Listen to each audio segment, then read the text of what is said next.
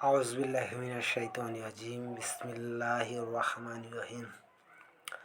আজ আমরা হজ করতে মক্কায় যাই, আল্লাহর ইবাদত করতে। কিন্তু আল্লাহর নবী মক্কা ছেড়ে হিরা গুহায় গিয়েছিলেন কেন?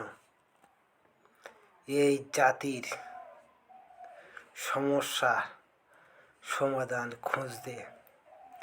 এই জাতি অন্যায়, অবিচার, অশান্তিতে নিমজ্জিত ছিলেন। মানুষ মানুষকে বিক্রি করত পশুর মতো মানুষ ব্যবহার করত। বাজারে আমরা যেমন সবজি আনাজ কিনি, আগে জাহিলিয়াতের যুগে বাজারে মানুষ কেনা বেচা করা হতো।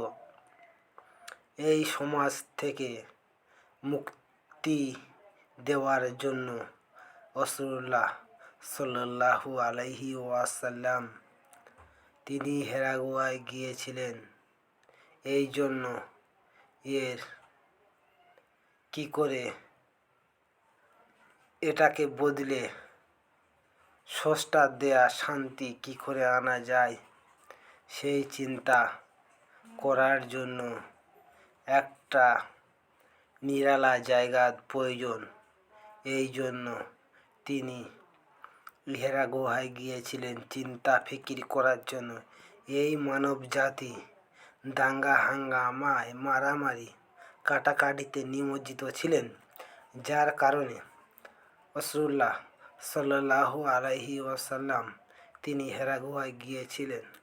ওনার বাল্য জীবনে থেকে বয়স পর্যন্ত উনি চেষ্টা করে গিয়েছেন। বাল্য জীবনে যেমন একটা আন্দোলন প্রতিষ্ঠা করেছিলেন তরুণ যুবকদেরকে নিয়ে, যেমন সংগঠনটার নাম হচ্ছে হিলফুল ফজল। সেই সংগঠনের উদ্দেশ্য ছিল বাড়িতে বাড়িতে গিয়ে যারা ওই সমাজের নেতারা ছিলেন তাদের বাড়িতে বাড়িতে গিয়ে এই দাঙ্গা হাঙ্গামা মারামারি না করার জন্য তাদেরকে অনুরোধ করতেন।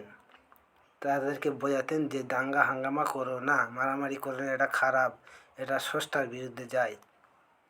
রাসূলুল্লাহ যখন ছোটোবেলায় এ কাজ সম্পূর্ণ হয়নি, ওনার যখন আরও বয়স পার হলো, তখন এই কাজ আরও ভীষণ আকারে ওনার মনের ভেতর নাড়া দিল, কী করে করা যায়।